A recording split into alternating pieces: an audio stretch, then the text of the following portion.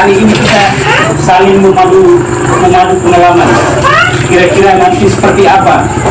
Sehingga hari ini di tempat ini Pak, selain Pak Kadis, ada Pak Kadis Sampah, kemudian ada tenaga fungsional, kemudian juga ada yang ini adalah stakeholder yang ada di bidang persampahan.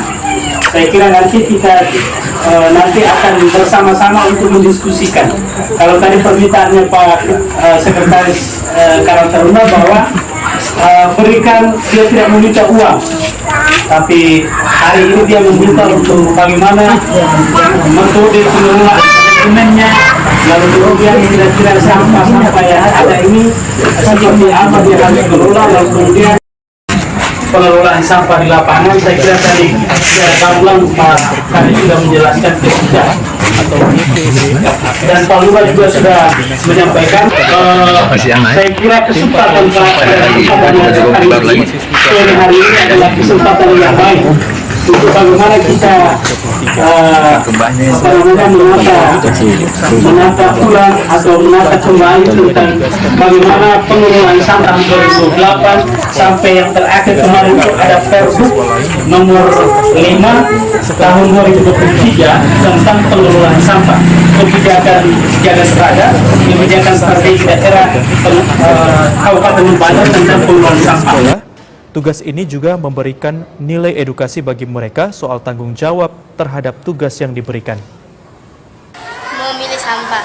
Apa lagi? Memilih sampah, memisahkan sampah. Terus? Di tempat sampah organik dan anorganik. Dan anorganik. Senang. Kenapa kalian senang? Karena bisa membersihkan sekolah. Bisa membersihkan sekolah. Sampah yang telah dipisahkan antara organik dan anorganik ini selanjutnya diolah menjadi barang yang bernilai seperti pupuk kompos dan berbagai macam hiasan yang dipajang pada setiap ruangan kelas di sekolah ini.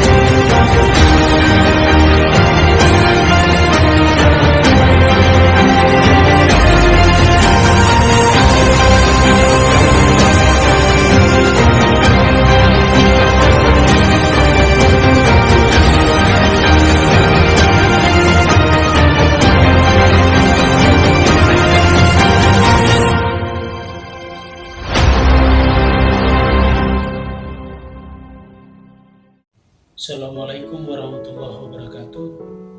Salam sejahtera untuk kita semua.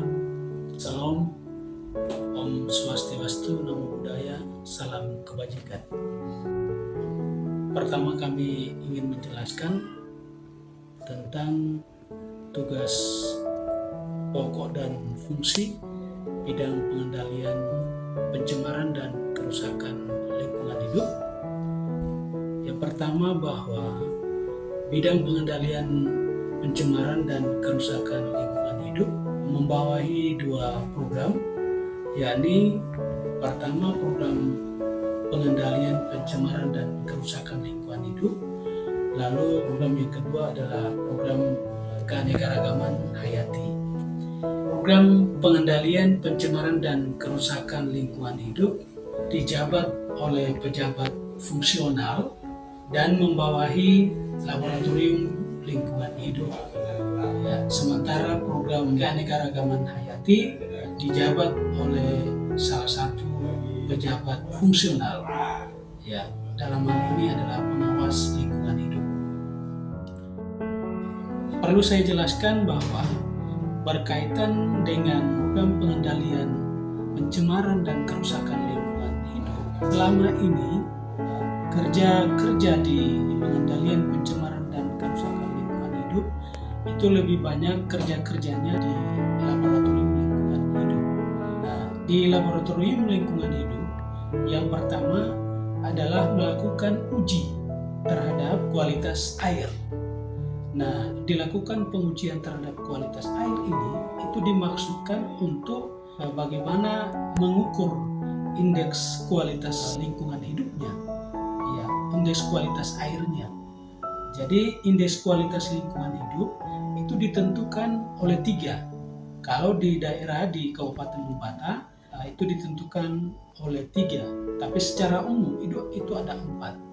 Yang pertama indeks kualitas airnya, kemudian indeks kualitas udaranya, lalu yang ketiga adalah indeks kualitas tutupan lahan, dan yang keempat adalah indeks kualitas air laut. Nah, terhadap 3 indeks menjadi parameter untuk menentukan indeks kualitas lingkungan hidup. Untuk pengujian kualitas air sejauh ini di laboratorium lingkungan hidup melakukan pengujian terhadap air baku yang ada pada sumber mata air yang ada di 9 kecamatan. Lalu yang kedua adalah melakukan pengujian terhadap air baku kerjasama dengan perusahaan daerah air minum yang ada di Kabupaten Lembata. Nah, terhadap kategori sumber mata air yang ada di 9 kecamatan, lalu kemudian terhadap 3 titik sumber air yang kerjasama dengan PDAM, ada MOU dengan perusahaan daerah air minum. Sejauh ini tahapan yang dilakukan adalah teman-teman analis laboratorium itu turun melakukan pengambilan sampel di mata-mata air yang menjadi kerjasama dengan PDAM, juga terhadap mata air yang ada di 9 kecamatan. Nah, setelah dilakukan pengambilan terhadap air yang ada di mata air, lalu kemudian sampelnya itu dibawa kembali ke laboratorium untuk dilakukan pengujian. Nah, terhadap pengujian yang dilakukan ada beberapa parameter yang sesuai dengan parameter yang ditetapkan oleh Permen Peraturan Menteri Kementerian Lingkungan Hidup dan Kehutanan itu yang kemudian kita lakukan. Nah, terus terang ada beberapa parameter-parameter yang selama ini kita lakukan uji di laboratorium, misalnya uji kesadahannya, kemudian pH-nya, salinitasnya, kemudian besinya, logamnya, apa semua itu sebagai parameter yang biasa kita lakukan uji di laboratorium lingkungan hidup Kabupaten Lembata. Lalu yang kedua, selain melakukan uji terhadap air, ya kita juga melakukan uji terhadap kualitas udara. Nah, untuk kualitas udara, selama ini kita kerjasama dengan Kementerian Lingkungan Hidup dan Kehutanan. Dalam hal ini mereka yang mengirimkan medianya untuk kemudian kita lakukan pemasangan media itu dalam hal ini ambiennya, lalu kemudian kita pasang pada 4 titik lokasi. Jadi yang pertama adalah titik di daerah keramaian transportasi, yang kedua di daerah penghuni banyak masyarakat, yang ketiga adalah di daerah perkantoran, dan yang keempat adalah di daerah industri. Nah, sejauh ini keempat titik yang kita lakukan pengujian kualitas udaranya, alhamdulillah kualitas udaranya bagus sejak beberapa tahun terakhir ini. Lalu yang berikutnya, untuk menentukan indeks kualitas tutupan lahan, maka sejauh ini di Dinas Lingkungan Hidup Kabupaten Lembata menyiapkan salah satu program inisiasi, yakni Bank Pohon. Jadi di Bank Pohon ini tersedia beberapa pohon-pohon jenis-jenis lokal. Kita siapkan benihnya, bibitnya, kita semaikan, lalu kemudian itu kita bagi ke masyarakat. Nah, pada saat kita bagi, konsentrasinya lokusnya adalah di daerah konservasi mata air, lalu kemudian di daerah ruang terbuka hijau, dan daerah rehabilitasi hutan dan lahan atau di daerah lahan-lahan kritis. Itu kita wajib memberikan pohon itu untuk ditanam di daerah-daerah dimaksud. Terhadap pohon yang ada di bank pohon ini, kami perlu jelaskan bahwa itu adalah kreasi dan inovasi dari teman-teman Dinas Lingkungan Hidup. Dalam hal ini adalah mulai dari pembibitan sampai pada bagaimana benih itu menjadi siap untuk ditanam, itu dikelola secara sukarela oleh teman-teman yang ada di Dinas Lingkungan Hidup. Baru tahun ini kita lakukan pengadaan bibit. Namun sebelum-sebelumnya itu bibit yang ada yang kita tanam di bank pohon itu adalah sukarela dari teman-teman yang jika di rumah dia makan biji apa, buah apa begitu, maka bijinya itu dibawa ke bank pohon, lalu kemudian teman-teman yang bertugas di bank pohon siap untuk melakukan persembahyan dan perawatan penyiraman sampai bibit itu tumbuh menjadi besar untuk kemudian siap untuk ditanamkan.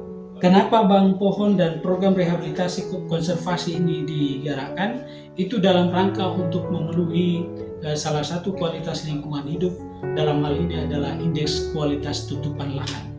Sejauh seluas lahan yang kita tutupi, kita tanami pohon, itu berarti semakin bagus kita punya indeks kualitas tutupan lahannya. Jadi kalau semakin banyak lahan kritis, lahan kering yang tidak ditumbuhi oleh tanaman, maka itu artinya kita punya indeks tutupan lahannya kurang bagus.